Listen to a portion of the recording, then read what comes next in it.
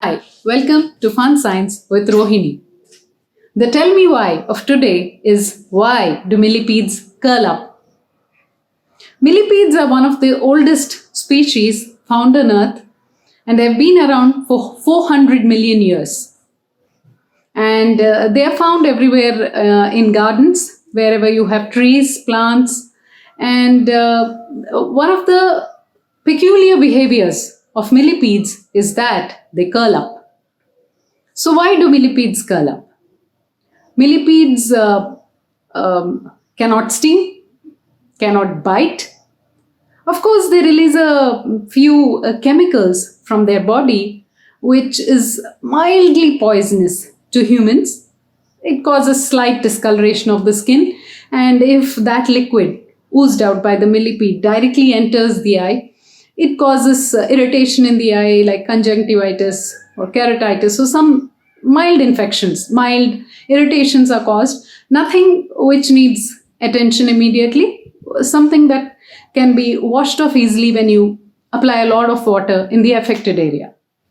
So because the millipedes do not have any defense mechanism of survival and they do not cause any sort of harm which makes us run away from them.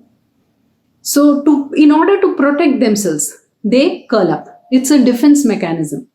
In order to protect their tender legs, their small legs, millipedes do not have 1,000 legs. They have much lesser number of legs.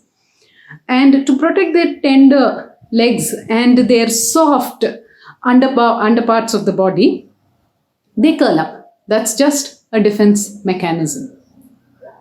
And now that we have finished our Tell Me Why, I would like to tell you about one effect of science. It is called the spotlight effect. When you have spotlight effect, you tend to think that everybody is looking at you, everybody is thinking about you, and everybody is observing you. All of us go through this effect at one time or the other in our life. We usually go through it probably many times in our life.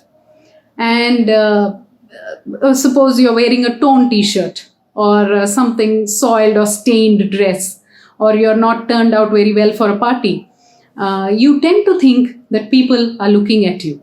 They are talking about you. They are noticing you more than they actually are. You tend to think that they are noticing you more than they actually are noticing you. This is called the spotlight effect.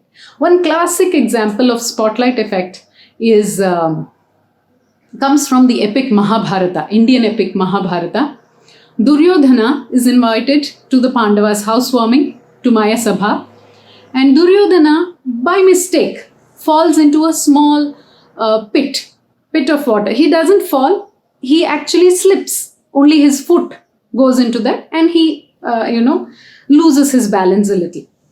And then he thinks that Draupadi has laughed at him. The wife of Pandavas saw this and she laughed at him. And he also assumes that all the maids in the palace looked at him and they laughed at him.